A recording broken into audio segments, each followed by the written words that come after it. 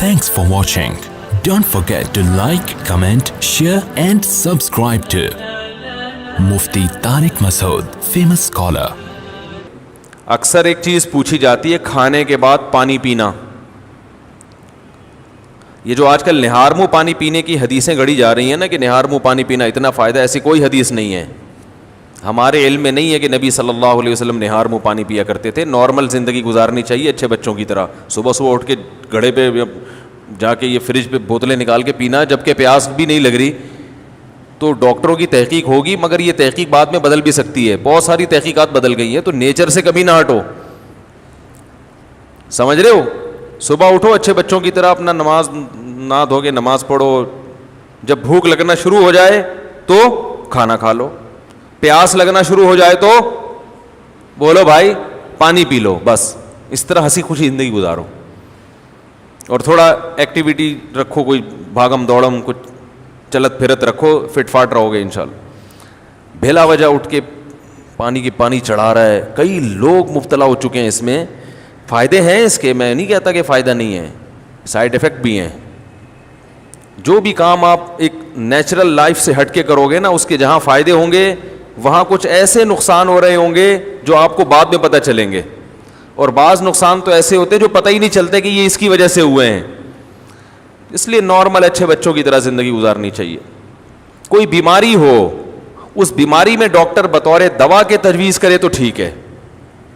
کوئی بیماری ہو گئی نا آپ کو، اس میں بطور دوا کے، بطور علاج کے، وہ ایک الگ چیز ہے، وہ ٹھیک ہے. لیکن نارمل آدمی کو، جوان آدمی کو ایسی ایکٹیویٹیز نہیں کرنی چاہیے. اچھے بچوں کی طرح سیدھا تمیز سے، جیسے اس کے باپ دادا زندگی گزارتے آئے تھے. جانوروں کو دیکھا کبھی صبح اٹھتے ہی پانی پی رہے ہوں جا کے؟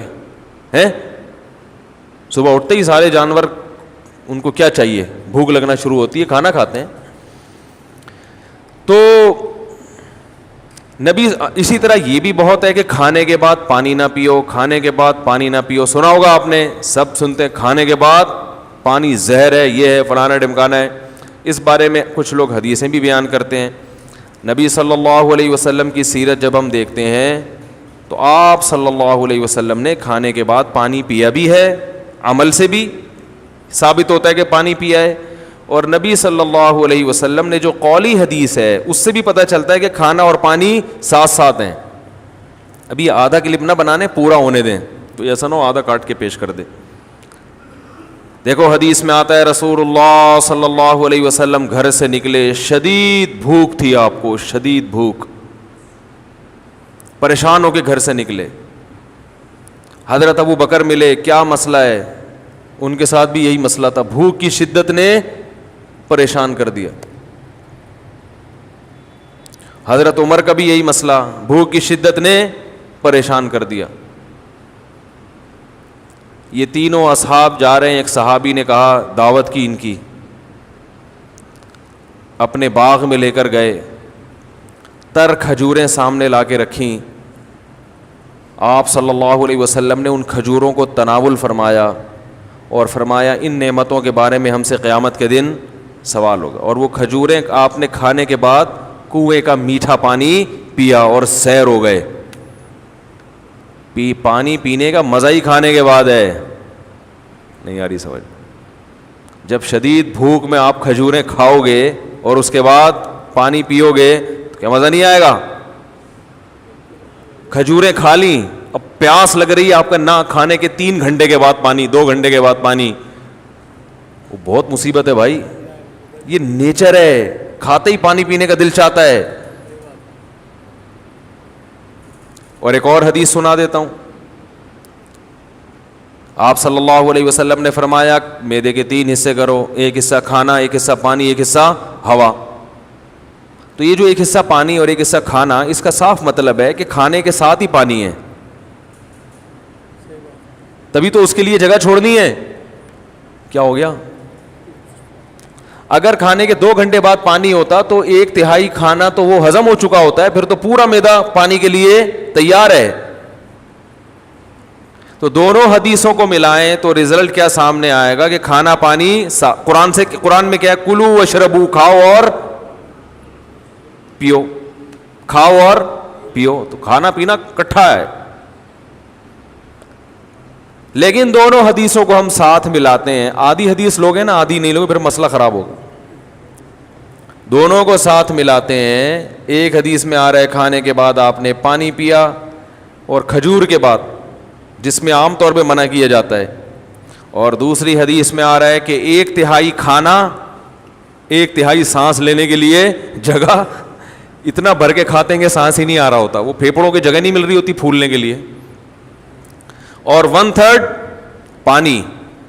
تو پتہ یہ چلا کہ یہ پیشکش اس کے لیے ہے جو 1/3 کھانا کھاتا ہے. سمجھ میں آ رہی ہے بات؟ اتنا کھانا کھاؤ کہ پانی کے لیے جگہ ہو. آج کل جو منع کیا جاتا ہے کھانے کے بعد پانی سے, ان لوگوں کو شاید ڈاکٹروں کی مراد وہ لوگ ہوں یا سب لوگ ہی ایسا کر رہے ہیں, وہ یہاں تک کھاتے ہیں. اس کے بعد جب آپ پانی پئیں گے تو وہ کھانا پھول جاتا ہے یا اور مسائل پیدا کرتا ہے, وہ جگہ بچتی نہیں ہے. اس سے نتیجہ کیا نکلتا ہے؟ بد ہضمی. تو وہ تھوڑا کھانا اگر کھایا جائے تو اس کے بعد پانی پینے میں کوئی حرج نہیں ہے, بلکہ فائدہ مند ہے, کیونکہ نبی نے جو کام کیا وہ نقصان دہ نہیں ہو سکتا. دوسری بات یہ کہ پانی کس قسم کا پینا ہے. ہمارے نبی نے جو پانی پیا وہ کنویں کا, وہ ایک نارمل ٹیمپریچر ہوتا ہے اس کا. اور ہمارے ہاں جو کھانے کے بعد پانی پیا جاتا ہے وہ فریج کا نکلا ہوا ٹھنڈا ٹھاٹ. سمجھ میں آ رہی ہے بات؟ اس سے معدے کا کیا ہو جاتا ہے؟ بیڑا غرق. یہ جو ہمارا معدہ ہے نا, یہ وائز گھومتا ہے ایسے, یعنی میرے لحاظ سے دیکھیں نا, یوں کر کے گھومتا ہے. آپ کے لحاظ سے یوں کر کے گھومتا ہے, یہ ایسے گھوم رہا ہوتا ہے یہ.